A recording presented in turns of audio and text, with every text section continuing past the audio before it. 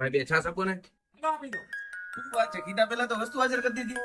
ભાઈ તમારો માણા એક નંબર છે. હા ઈ તો છે હો. ટૂંકા ટાઈમમાં બહુ સારું કામ શીખી ગયો. ચાલો હું નીકળું. રમણીભાઈ શોધ આપો તો. આવ્યું. અરે રમણીભાઈ તમારું કામ એક નંબર હો. તમે નો ડેરીમાં ડેરી નો હાલે હો. ના ના એવું ન હોય. અરે જે દુકાનમાં આવી મારી જ વાહ વાહ કરે છે. રમણીકભાઈ ફોન આપો તો. એટલું કામ કરે નથી તાકતા.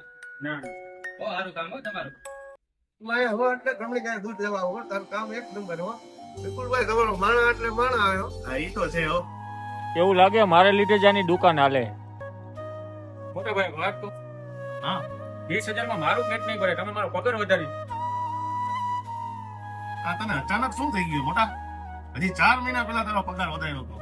અત્યારે હું તને 20,000 રૂપિયા આપું તોય તારું પેટ નથી ભરાતું. કાંઈ વાંધો નહીં, ગમી જા થોડોક ટાઈમ, દિવાળી પછી તારો પગાર વધારી દેવું બસ.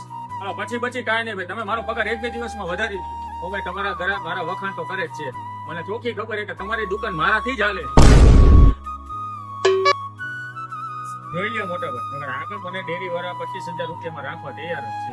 પછી તમને એમ ન થાય કે હું તમારા બધે ગ્રાહક ખેતી ગયું. હું બોલે છે લા, તને કઈ ભાન પડે છે? તું એક કામ કર, કાલે મૂકીને જવાનો હો ને એની જગ્યાએ તું આજે ને અત્યારે જ મૂકીને વયો જા. તું કઈ મારા નસીબ લઈને તો નથી જવાનો ને.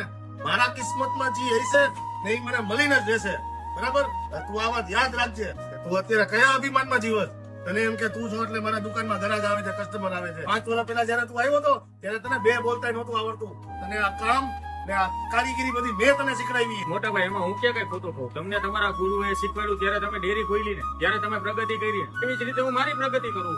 તું પ્રગતિ કર, એમાં હું રાજી છું. તું તારી દુકાન ખોલી નાખ, એમાં હું રાજી જ છું. હું તને સપોર્ટ કરીશ. પણ જે આપણાથી હરીફાઈમાં હાલે છે તું એની પાસે જવાની વાત કરસ, આને એને ગદ્દારી કહેવાય, ગદ્દારી.